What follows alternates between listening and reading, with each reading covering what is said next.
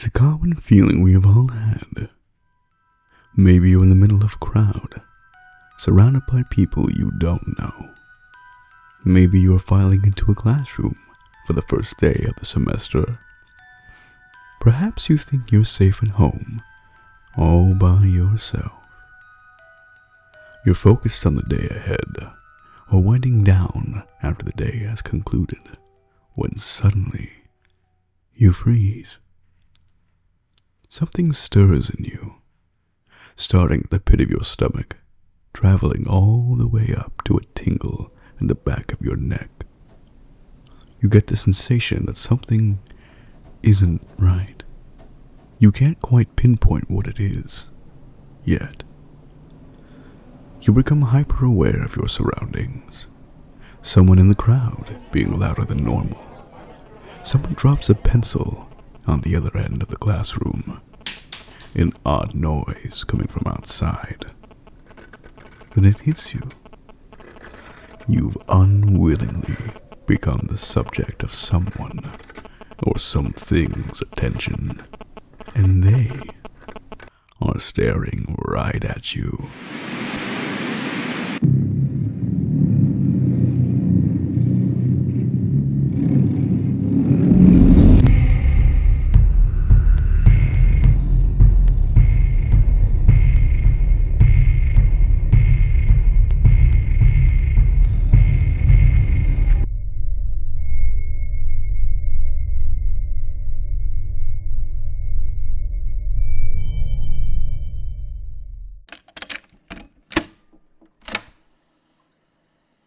I lived in eastern Kentucky as a kid near the Red River Gorge area.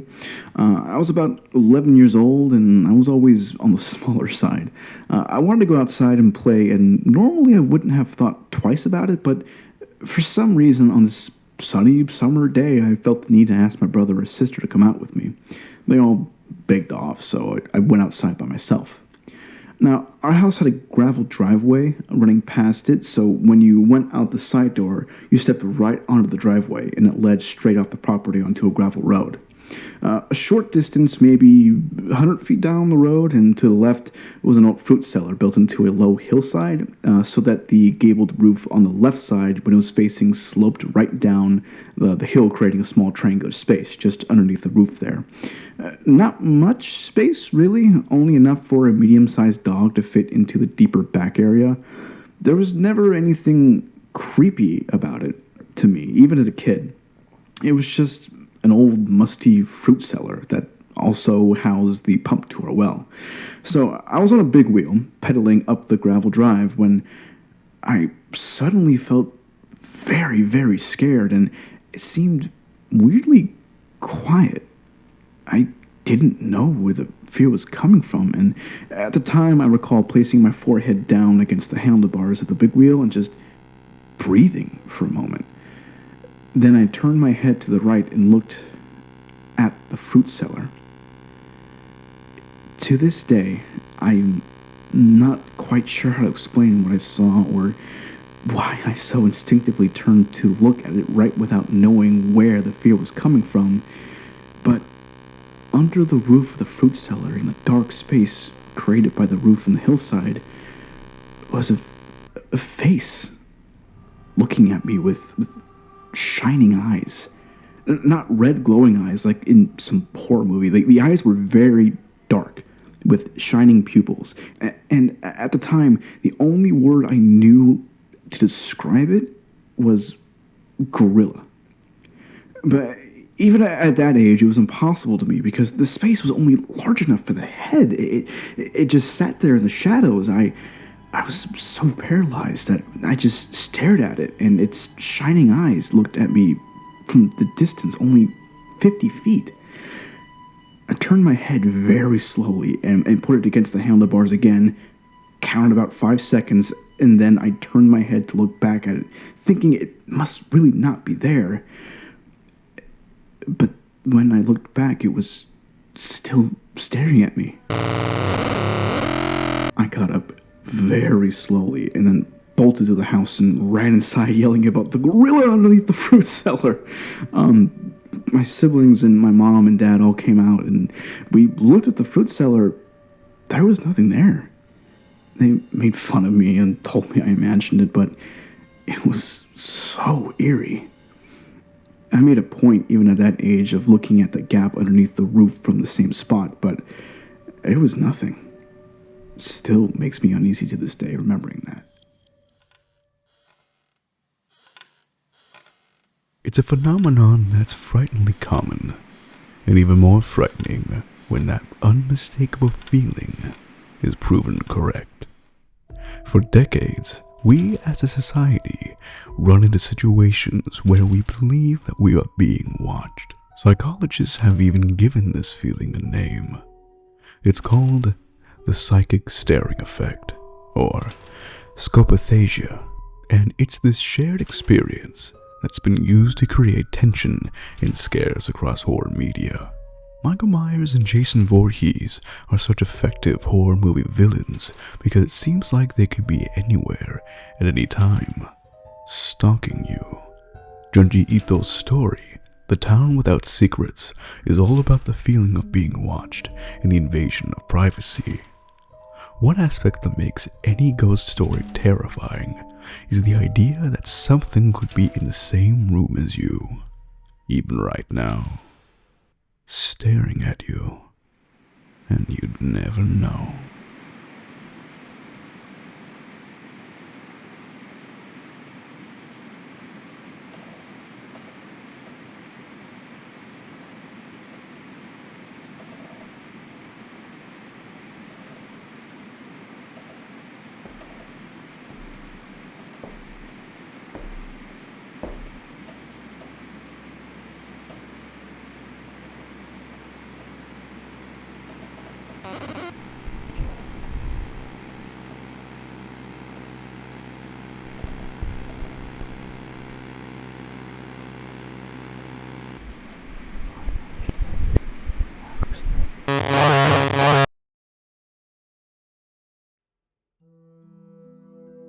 We can all remember a time where we felt as though we weren't alone, where we had no other basis for that belief than just a feeling. This horror trope is a means to remind you of that feeling, making you anxious in the process. Bringing it back to our reality, the psychic staring effect has even seen very many real-world examples, such as the one I gave at the beginning of the video. But beyond that, now more than ever, people fear being watched in their daily lives, and with good reason.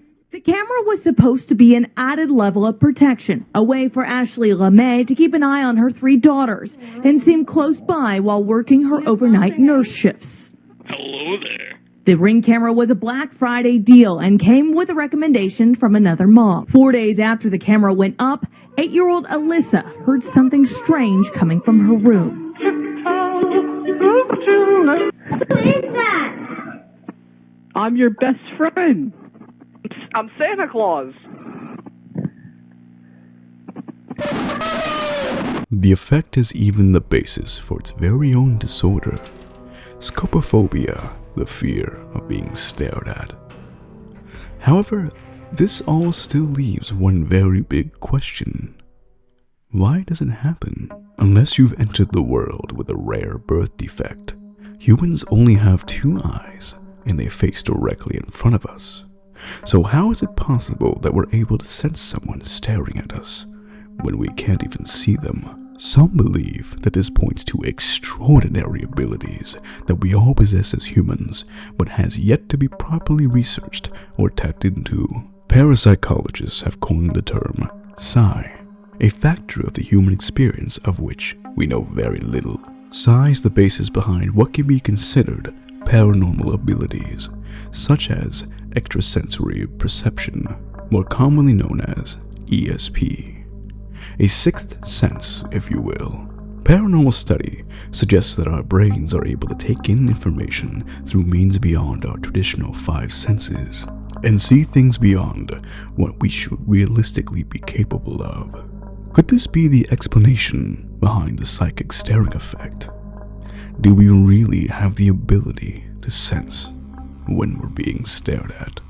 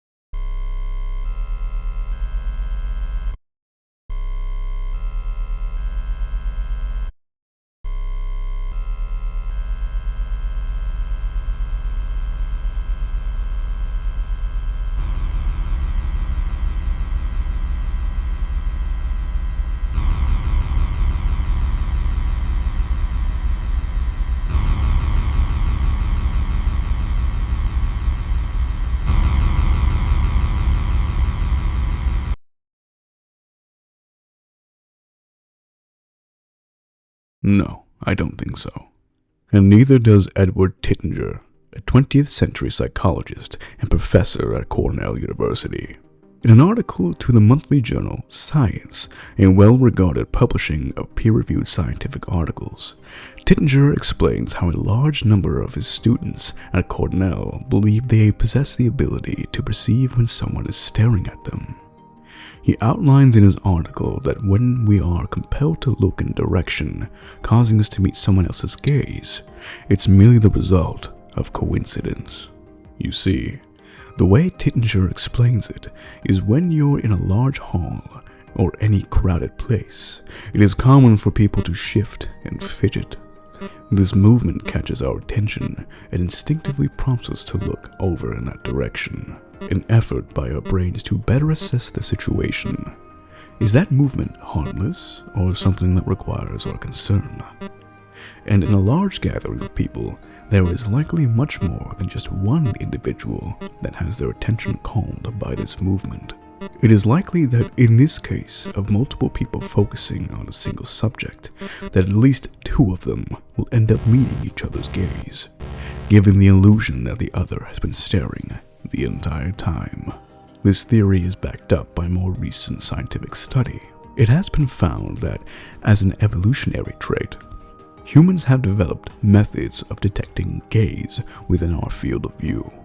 One of the things that makes us such an advanced species is our ability to communicate, not just with our development of language, but also our aptitude for non-verbal communication. A big player in our efficiency in this field is our eyes.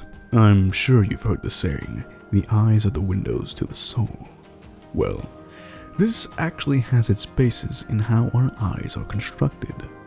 Our eyes have a unique ratio of pupil to sclera, that's the white part of our eyes, that very few other animals have.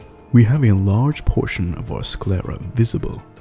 This makes it extremely easy to tell which direction we are looking in, and our brains are built specifically to pick up when we are being looked at by another human.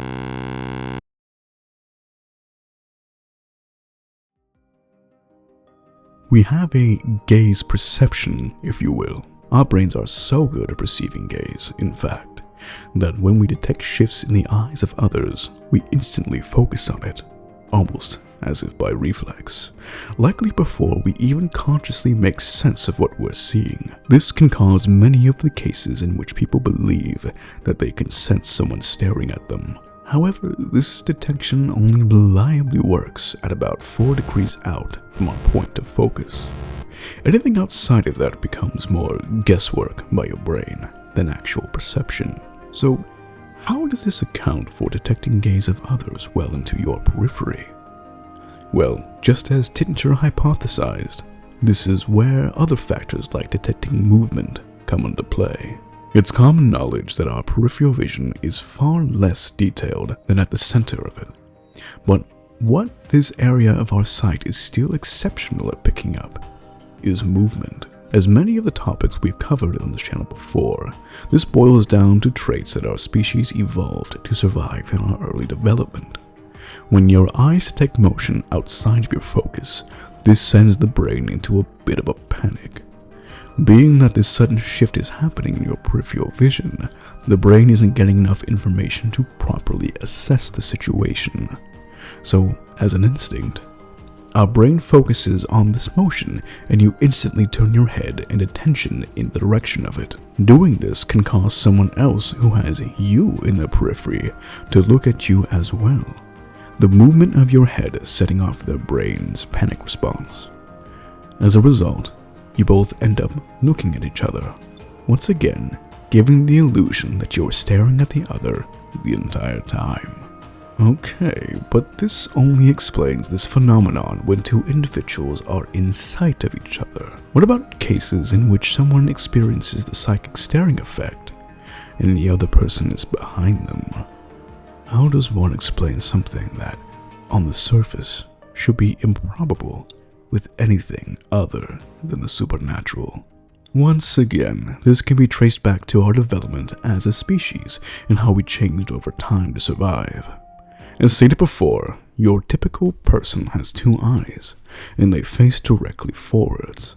This means that our backs are completely and totally exposed to whomever or whatever wants to sneak up on us.